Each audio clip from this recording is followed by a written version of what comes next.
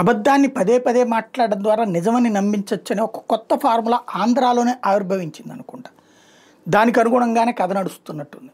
ఇప్పుడు రఫా రఫా డైలాగు జగన్మోహన్ రెడ్డి తనేమన్నా రఫా రఫా అన్నాడా? ఆ మధ్యన అతను ఏదో టూర్ వెళ్తున్నప్పుడు చిలకలూరుపేట దగ్గర ఎవడో రఫా రఫా అని చెప్పి బ్యానర్ పట్టుకున్నాడు.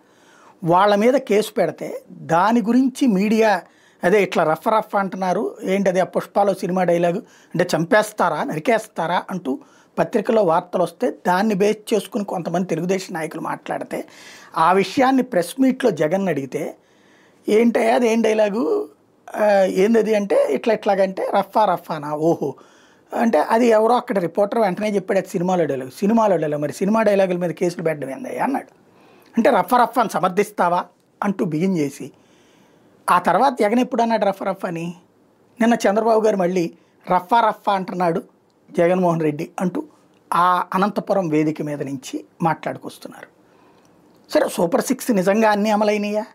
కళ్ళెదురుగుండా కనబడుతున్నటువంటిది 1500 రూపాయలు ప్రతి మహిళకి ఇచ్చారా? నిరుద్యోగ భృతి ఇచ్చారా? 50 ఏళ్ళ వాళ్ళకి పెన్షన్ ఇచ్చారా?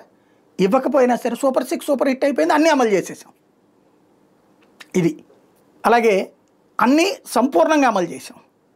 15,000 ఇస్తానన్నటువంటి 13,000 ఇచ్చారు. జగన్ అట్లా ఇస్తేనే తప్పు పెట్టాం కదా. అట్లాగే అందరికీ ఇస్తామన్నటువంటిది 20 లక్షల మందికి తగ్గించారు. జగన్ అందరికీ ఇస్తే ఒకళ్ళకే ఇచ్చారని చెప్పాం కదా, ఇక్కడ మనం కొన్ని తగ్గించాం కదా. సరే అవన్నీ వదిలేద్దాం. బేసిక్గా అయితే ఈ 3 పథకాలు ఉన్నాయి.